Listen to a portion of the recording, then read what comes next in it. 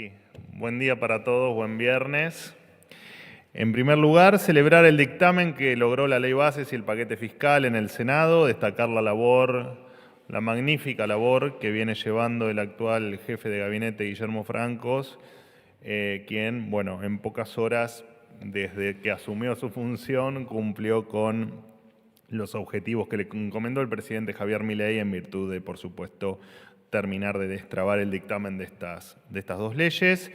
Y comentarles que en virtud de esto vimos una reacción positiva en los bonos argentinos y acciones que subieron más del 4% y que retrocedió el riesgo país en torno al 5%. Así que también para que se siga comprendiendo que cuando avanzamos hacia el modelo de país que queremos, en este, por supuesto, paso a paso, efectivamente hay una reacción positiva por parte de los agentes económicos. En este caso yo nombré bonos y riesgo país y acciones, pero efectivamente las expectativas cuando ocurren estas cosas mejoran. En segundo lugar y por último, así ya me abro directamente a preguntas que hoy tengo periodistas o futuros periodistas adicionales a los habituales, destacar el viaje del presidente Milei a los Estados Unidos, en viaje en el cual ha coincidido con los principales CEOs del mundo y por supuesto que, como les hemos contado estos días, se ha propuesto el que se posicione al país como un centro de innovación y tecnológica y un centro que apunte al desarrollo de la inteligencia artificial. Les recuerdo que el presidente se ha reunido con los principales CEOs tecnológicos del mundo, bueno, de las empresas Apple, Google, Meta, etcétera. Así que es una señal clara que efectivamente Argentina está transitando por un camino que ahora sí tiene futuro y no como antes, que la decadencia nos estaba llevando puestos a todos. Ahora sí, Miguel Nicolich, ¿cómo andás? ¿Qué tal, Manuel? ¿Todo Buen bien? día, gusto de saludarte. Notarán que estoy apurado, ¿no? Sí. Miguel Nicolich para Radio Rivadavia. ¿Cuál es el balance que hace el gobierno a propósito de cómo llegó la ley Bases con el dictamen? Eso en primer lugar, si se ha fijado un plazo para que salga definitivamente. Y por último, ¿cuál es la posición que tiene el gobierno con respecto a la propuesta del presidente ucraniano de producir armamentos con nuestro país? A ver, con respecto a la ley bases, al dictamen, la ley entendemos que existen muchas posibilidades de que se debata en el recinto la semana del 10 de junio, creo que empieza con lunes 10 de junio, así que entendemos que es muy probable que esa semana se debata finalmente la ley y por supuesto se apruebe. Veremos después si con alguna modificación o no, y veremos el trámite legislativo cómo continúa, pero creo que esa semana va a ser clave y no la semana que viene como había trascendido en algún medio. Eso en principio no es así. Con respecto a lo que me planteas de Ucrania, no solo que eso no va a existir, sino que además no tenemos la capacidad de que eso pase. Digamos, no tenemos capacidad de producir hoy lo que plantearon en alguna noticia o en alguna nota que salió con respecto a Ucrania o a las supuestas intenciones. No hay nada de eso planeado con respecto a un trabajo conjunto. No es así. Buen día, ¿qué tal? Cecilia Camarano para ¿Cómo Ámbito. andás? Bien, gracias. Quería preguntarle sobre los alimentos almacenados, si ya hay cronograma con fechas y lugares de destino acerca de cómo se van a distribuir.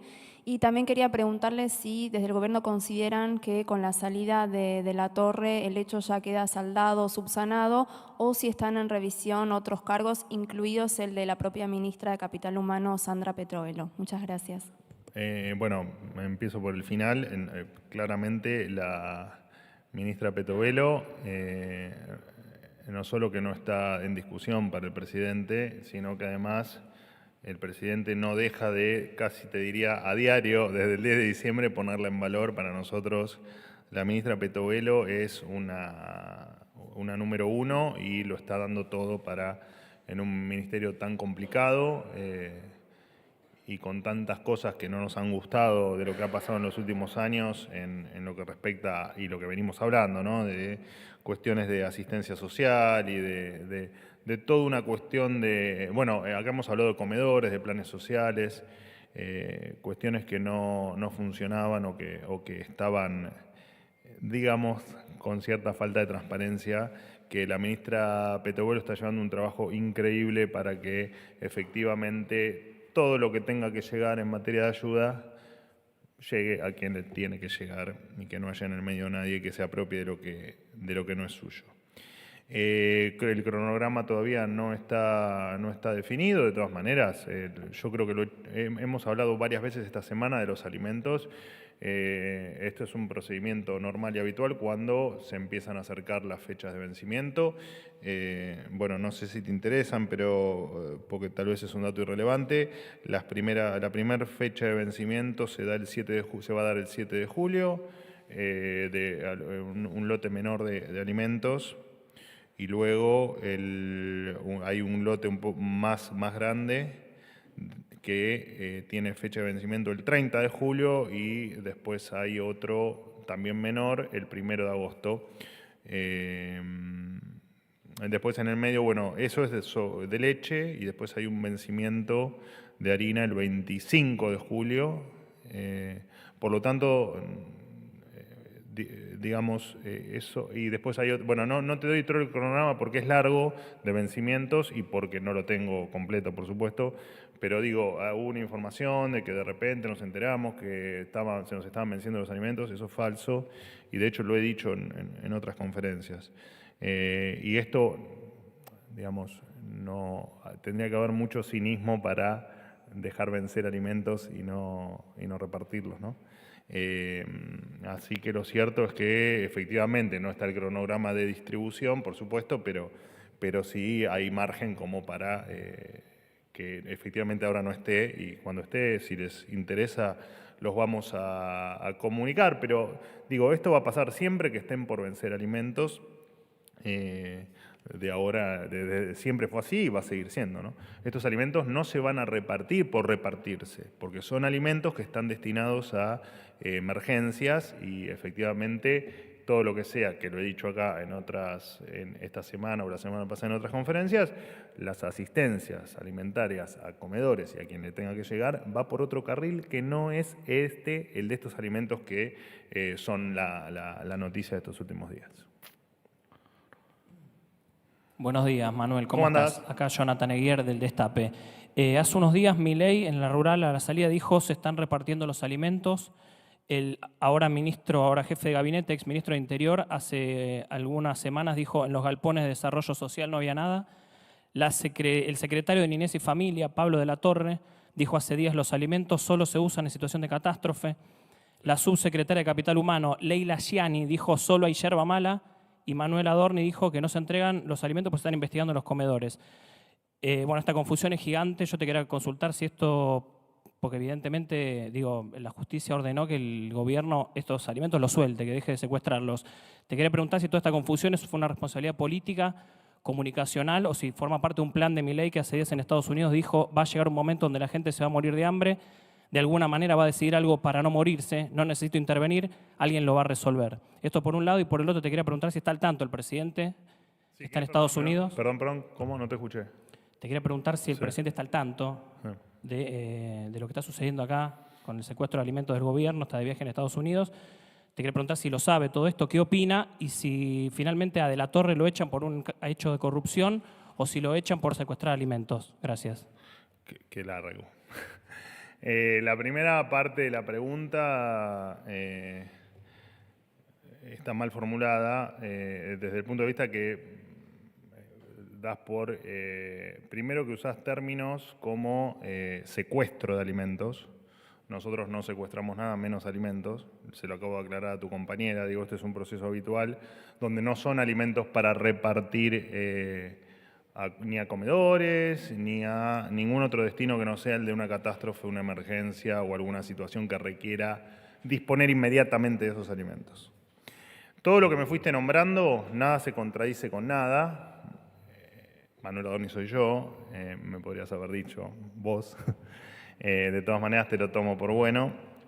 Nada se contradice con nada. ¿Cuál es la contradicción? Porque en definitiva una cosa es el tema de la yerba. La yerba, supongo que te referís a la mala calidad de la yerba, la que hemos enviado una muestra al SENASA para que efectivamente lo evalúe si es apta para el consumo. Entiendo que en el término de, según lo que nos han informado, en el término de 7 a 10 días vamos a tener efectivamente el informe, si efectivamente esa yerba, que además estamos preparando una denuncia para hacer por la irregularidad en la compra y porque además esa yerba se sospecha que no tuvo ningún tipo de trazabilidad, por lo tanto no se puede saber con exactitud el origen. Esto es todo una presunción que estamos, te repito, derivando a la justicia y que no tiene en tal caso ninguna inconsistencia con el resto de las cuestiones que vos me nombrás. Con respecto a, efectivamente, en los galpones no hay ningún alimento que haya para repartir ni a comedores ni a ningún otro destino. Repito, que no sea el de un escenario que esperemos que no ocurra, pero de emergencia o de catástrofe. Y me habías hecho otra pregunta, me parece, en el medio. El presidente está al tanto de todo, por supuesto. El presidente me parece que expresó su total apoyo a la ministra Petovelo y todo lo que refiere a problemas de gestión o a cualquier otra cuestión que haga en temas de transparencia, de información o de cuestiones que pueda a los ministros o a los funcionarios de rangos superiores tener que desplazar funcionarios, a quienes en el caso de la Torre se le ha limitado en sus funciones, debido a que, bueno, vos sabés muy bien que o un funcionario o renuncia o se los limita en sus funciones, en este caso se lo ha limitado en sus funciones, y por supuesto que el apoyo del presidente a la ministra Petovelo es absolutamente, es absoluto, y no solo la ministra Petovelo, todos los funcionarios del gobierno tenemos libertad absoluta para elegir nuestros equipos, y cuando vemos algo que no funciona o vemos algo que no cumple con nuestras expectativas, removerlo o modificarlo. Así que efectivamente el presidente no solo que está al tanto, sino que apoya cada uno de los movimientos de la ministra Petovelo. Bueno, con De la Torre surgieron dos temas. Hay un tema, por supuesto, que implica efectivamente problemas en la gestión y efectivamente la información que requería la ministra Petovelo con respecto a algunas cuestiones, entre ellas algún detalle adicional que había requerido la ministra en relación a tema de alimentos. La ministra no la estaba obteniendo, y la ministra efectivamente, entiendo que ocurre con el resto de los ministros, entiendo que ocurre con el resto de los funcionarios del gobierno. Para serte bien preciso, no trabajamos con gente que no tengamos el 100% de confianza, independientemente de la aptitud del funcionario. Cuando alguien pierde confianza en uno de sus funcionarios, efectivamente se toma la decisión de removerlo, reemplazarlo. ¿Qué te iba a decir? Bueno, no, y me parece que está completa, ¿no? La respuesta. Ahí está. Voy yo, ¿qué tal? Hola, Fabián, ¿cómo ¿Qué tal? andás? Buen día. Fabián Wellman para FM La Patriada. Con respecto a lo que te preguntaba recién Jonathan Eguier, volverte a repreguntar, porque el ministro, ahora jefe de gabinete, Guillermo Franco, dijo en la Cámara de Diputados, está grabado, filmado, que el gobierno anterior no había dejado ningún tipo de elemento para aportar durante las catástrofes. 5 meses después nos enteramos que efectivamente había alimentos y no los llevaron ni a Bahía Blanca, ni a Entre Ríos, ni a Corrientes. En este mismo sentido, ¿por qué esperaron 5 meses para hacer un control de la yerba, de la calidad, teniéndola en los depósitos? Y por último, y para terminar, si me permitís, con respecto a la eficiencia, es algo que el gobierno destaca fundamentalmente. Se tomó, lo aclaraste, pero voy a reiterar porque es lo que dicen todos los expertos, el gobierno dejó de invertir 50 millones de dólares y el país tuvo que afrontar un saldo negativo de 500 para invertir en el gasoducto, por un lado, y por otro lado, bueno, estas cuestiones en las cuales está clara que el Estado en esta situación no puede funcionar con menos funcionarios designados en los cargos, con trabajadores que no saben lo que hacer y con falta de control. Gracias. No, a ver, de hecho, las auditorías que hace la ministra, voy primero al planteo que me haces con respecto a capital humano. La ministra efectivamente digamos, es una tarea habitual para ella hacer auditorías y en definitiva todo esto parte de una auditoría porque de hecho por el tema de gestión se inició un sumario y por cuestiones que hacen a determinada falta de transparencia se hizo una denuncia, entiendo que el miércoles, en la Oficina Anticorrupción. Y lo único que hacemos es efectivamente gestionar. Después podés estar más o menos de acuerdo en que esa gestión sea la que vos pretendés tal vez o esperás o no. Y efectivamente, cuando ocurren episodios, lo he dicho, alguna vez me lo han preguntado con respecto a transferencias discrecionales o adelantos del Tesoro, me lo han preguntado con respecto a, creo que alguna inundación que hubo a principio de año. La verdad que ahora no lo recuerdo de manera precisa, pero las ayudas siempre se hacen en virtud de la solicitud y no unilateralmente. Por lo tanto, la verdad es que no, el caso de Bahía Blanca tampoco lo tengo, no tengo todos los detalles en la cabeza, te podrás imaginar, bastante información manejo, pero efectivamente si hubo alguna solicitud de ayuda se habrá cumplimentado con ella y si no, es porque no la hubo. Ahora, con respecto a la yerba, no sé a qué te referís, así la irregularidad en la compra por el gobierno anterior no se le dio la suficiente importancia, yo entiendo que sí, de hecho se están presentando las denuncias y si vos o el planteo que vos hacés pretende sugerir que el 11 de diciembre tenía que estar todo el Estado auditado, eso no iba a pasar y son procesos que llevan, en muchos casos, que llevan más tiempo del que uno pretendería, pero digo, no sé si me quedó algo sin responderte. No, sí, concretamente. Francos dijo que no llevaron nada porque no había nada. Y la yerba, ¿por qué esperando 5 meses? Podrían haberlo auditado en enero, en febrero, no en el medio de esta controversia. Claro, lo que pasa es que vos no estás teniendo en cuenta el desastre que este gobierno encontró cuando asumió el 10 de diciembre. Entonces, te repito, hay cosas que... Bueno, de hecho, te llevo incluso a otro plano, digo, el tema de la reducción o el análisis de la planta pública todavía no se terminó, iban casi 6 meses de gobierno y hay un montón de cuestiones que efectivamente nos falta solucionar. Y está claro que si te estoy diciendo que efectivamente hay gente que se la remueve o se la limita en sus funciones, que es una manera, si se quiere, de definir que efectivamente se corre una persona de su función, es precisamente porque hay problemas en la gestión y hay errores en la gestión y efectivamente se solucionan corriendo al funcionario que efectivamente no cumple con las expectativas de su funcionario superior, en este caso, o de su autoridad superior, que en este caso es Petovelo. A ver, si hay una diferencia que tenemos nosotros, es que nosotros no ocultamos los problemas, nosotros los contamos y los corregimos. Y en este caso, si hay un funcionario que no cumple con las expectativas o que en su calidad de tal pierde la confianza del funcionario de su autoridad superior, también es removido. Y está muy bien que así sea. Nosotros no ocultamos ni escondemos nada debajo de la alfombra. Nosotros todo lo que tenemos para contar lo decimos y todo lo que pasa lo explicamos. Manuel, buen día. Hola. Estela Gárnica, de A24. En el marco de esta denuncia por presunta corrupción contra Pablo de la Torre, ¿hay más funcionarios o empleados contratados truchos que fueron echados? ¿Qué cantidad? Y, por otro lado, ¿qué balance hacen en la primera semana de Guillermo Francos como jefe de gabinete? ¿Y qué va a pasar con Sturzenegger y con la AFI, si ya están las designaciones y los cargos? Bueno, empiezo por el final. Con respecto a la última pregunta, y me hicieron la misma pregunta ayer, efectivamente va a haber cambios en la AFI, efectivamente es decisión del jefe de gabinete, obviamente por instrucción del presidente de la Nación, que la AFI pase a pertenecer directamente de Presidencia de la Nación y efectivamente las designaciones se van a conocer, si no es en las próximas horas, seguramente en los próximos días.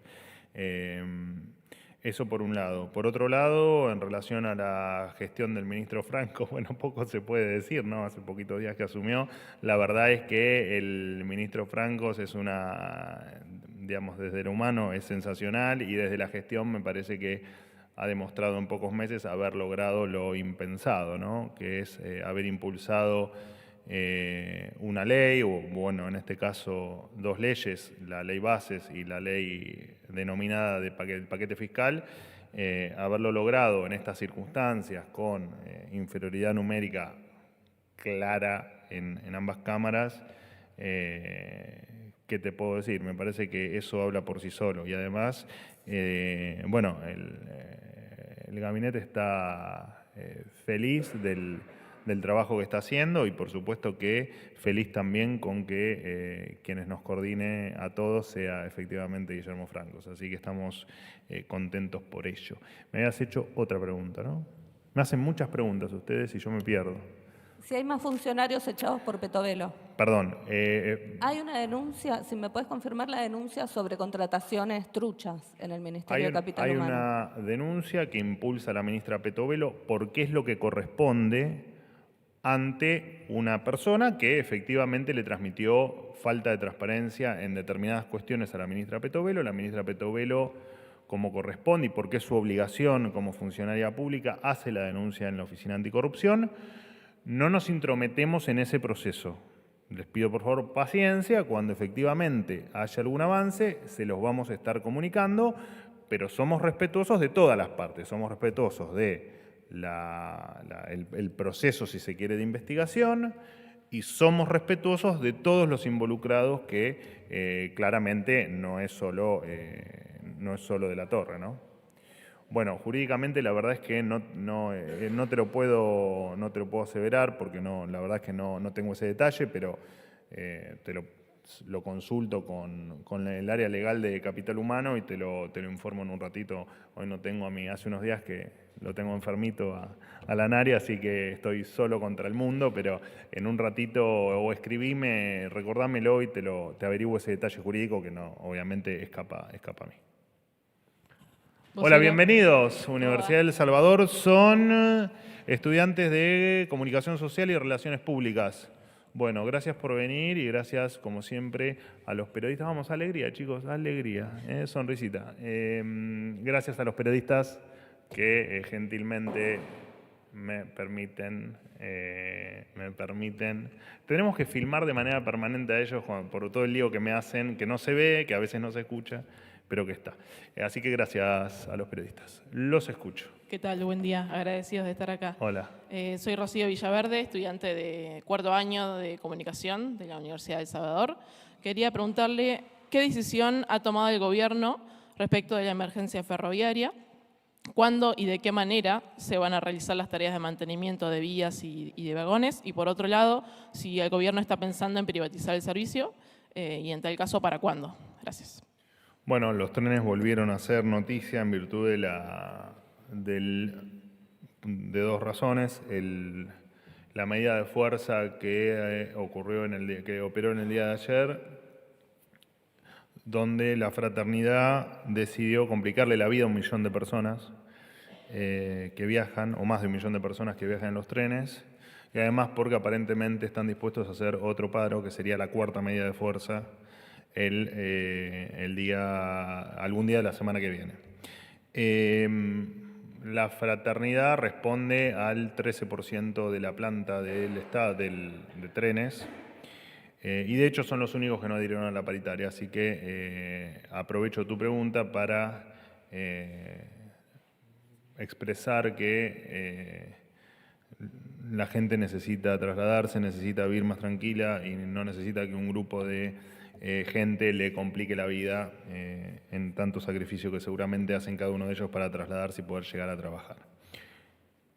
Habiendo hecho esa introducción, efectivamente todas las empresas del Estado son pasibles para nosotros de privatización, ninguna escapa a esa lógica, por lo tanto, efectivamente, a tu pregunta, digamos, más allá de que en los hechos, que requiere, por supuesto, determinadas cuestiones que no dependen necesariamente del presidente, efectivamente, al ser una empresa del Estado, efectivamente es pasible de que se privatice o de que en algún momento se proceda al intento de privatizarse.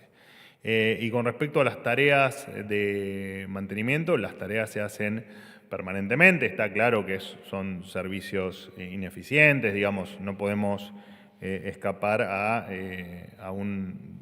De hecho, la propia tarifa hace que efectivamente la tarifa te muestra no solo que es irrisorio la tarifa que se cobra en relación a la tarifa técnica, digamos, o la tarifa que debería operar para que el sistema sea sustentable, pero más allá de eso, que es un dato casi numérico y estrictamente matemático, y dato matemático, lo que indica eso es que efectivamente no funciona, digamos. Es un servicio que efectivamente tiene mucho por mejorarse y mucho por cambiar. Pero efectivamente el mantenimiento se hace y todo lo que hace al resto de las cuestiones se está trabajando para, ya te digo, independientemente de su privatización o no, de la decisión que tome la política o que tomen los funcionarios en pos de iniciar ese camino de privatización. Más allá de eso, mientras que los trenes pertenezcan al Estado, se va a cumplir con todo el mantenimiento y con todo lo que haya que cumplirse, por supuesto, te repito, en años y años y años de un servicio que efectivamente no funciona como debería funcionar. Solo basta con compararlo con el servicio del resto de los países del mundo. Me cansé. Hola, ¿qué tal, Manuel? Hola. Un gusto, soy Catalina Galeano, estudiante de cuarto año de Relaciones Públicas. Antes que nada, me gustaría agradecerles la oportunidad de estar acá presente. El tema que quiero abordar está relacionado con el sistema de salud y mi pregunta es la siguiente. ¿Qué posición y en qué ranking está la salud de la agenda política del Gobierno Nacional? ¿Y qué medidas o soluciones se les va a brindar desde el Gobierno Nacional a la crisis del sistema de salud? Muchas gracias. Bueno, está claro que el sistema de salud tiene problemas, como casi todo en la Argentina. Un cuarto de siglo de populismo no es gratis y efectivamente tiene consecuencias. Y el sistema de salud está claro que efectivamente tiene problemas. También aprovecho tu pregunta para aclararte que la salud es jurisdiccional, depende de las provincias y efectivamente apelamos a que cada provincia dé todo lo que tenga que dar para que efectivamente la salud le llegue a todos los que la necesiten. Y el ministro de Salud, Mario Russo, tengo una diferencia horaria con el presidente de 4 horas, entonces estoy mal dormido, pero aquí estoy. Ahora salen todos los memes que me quejé de que duermo poco, que estoy cansado, etc. Es divertido esta interacción con los memes.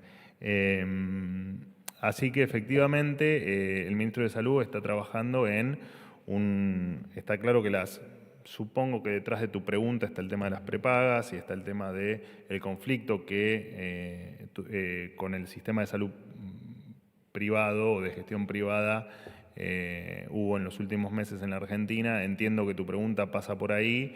Por supuesto que una cosa es la cartelización que hubo, sobre la que trabajamos y sobre la que el proceso continúa y que estamos tratando de solucionar en una Argentina solo para hablar de nivel inflacionario despedazada.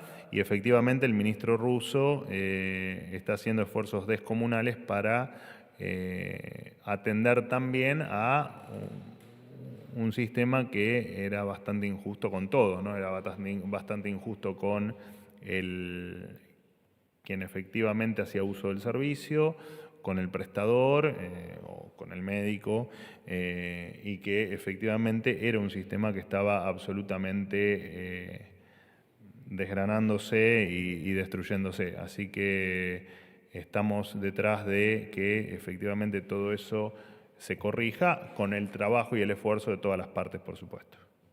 Una más, dale. Sí. Buen día. Se quedaron, Se quedaron, muy bien. Sí. Gracias por el espacio de otra pregunta más. Soy Camila Jolie, estudiante de cuarto año de comunicación. Respecto del viaje del presidente a Estados Unidos, quería pedirle si podría brindarnos detalles de las reuniones con empresarios tecnológicos y si se logró concretar algún acuerdo. Por otro lado, con respecto al polo tecnológico del que habló el presidente, ¿Para cuándo está previsto y de qué manera se implementará el proyecto? Gracias. Bueno, el proyecto está pensado para allá, digamos, el proyecto está pensado, es una política permanente del gobierno. De hecho, la creación del Consejo Económico y, por supuesto, de los elegidos en ese Consejo Económico, y lo aclaro porque hay una de las personas de ese consejo que ha viajado que está compartiendo el viaje con el presidente, efectivamente está abocado a cuestiones de futuro, y dentro de futuro, por supuesto, está abocado al tema tecnológico y particularmente a la inteligencia artificial. Pero por supuesto, más allá que la decisión sea que sea a partir de ayer, está claro que son cuestiones que llevan tiempo y son cuestiones que primero se debe hacer lo que estamos haciendo, que es empezar a comunicarle al mundo quiénes somos ahora y hacia dónde vamos ahora. Imagínate, vos te imaginás, o en algún momento te imaginaste una reunión de un presidente de la Nación en el pasado argentino con Elon Musk o con Zuckerberg o con cualquier otro empresario de la talla de ellos. Te cuesta imaginar esa foto. Te cuesta imaginar a un Alberto Fernández abrazado con Elon Musk o a una Cristina Fernández de Kirchner abrazada con Mark Zuckerberg. Y efectivamente, y de hecho la ley Bases es parte de mostrar eso al mundo, de cómo estamos encarrilando un país alejado del mundo a empezarnos a incorporar a determinadas cuestiones. Porque además estos empresarios están dentro de las principales empresas en términos de capitalización de mercado. O sea, buena parte del capital tecnológico está concentrado en la dirección de estas personas. Por lo tanto, el primer paso que había que dar o que se está dando es mostrarle esta nueva Argentina al mundo. Por lo tanto, efectivamente, este es el primer paso, el que estamos dando ahora, en virtud del objetivo que vos planteás de cuándo es que va a ocurrir. Esperamos y vamos a hacer todo lo posible porque sea pronto, pero acá hay que también leer lo que pasa detrás, que es en esta coyuntura y en esta vidriera que estamos teniendo ante el mundo y de mostrar a la Argentina, porque en definitiva eso es lo que hacemos, mostrar a la Argentina, efectivamente la mirada es de apuesta a la Argentina y de entender que Argentina efectivamente esta vez ha tomado otro rumbo. Sin ir más lejos, acá tal vez no se le dio la importancia que efectivamente tuvo en términos periodísticos, no por ello, por supuesto, sino porque no se le ha dado el valor, tal vez en algunos medios que ha tenido, pero el que un empresario de la talla de Elon Musk abiertamente invite a invertir en la Argentina no es un tema menor. Por supuesto que acostumbrados a convivir en la decadencia, a muchos se les pudo haber pasado por alto, pero no es un tema menor. Tener reuniones con Google, con Meta, con empresas de inteligencia artificial, no es un tema menor. Y que en cualquier lado donde el presidente Milei va a exponer a la Argentina sea ovacionado y sea noticia alrededor del mundo, no es un tema menor. Y tampoco es un tema menor que hay un sector de la política argentina que desmerece y que cuestiona los objetivos de los viajes de Milei cuando lo único que está haciendo es llevar a la Argentina a otro nivel. Fin. Gracias. Quédense que nos sacamos la foto y charlamos un ratito. Gracias, chicos.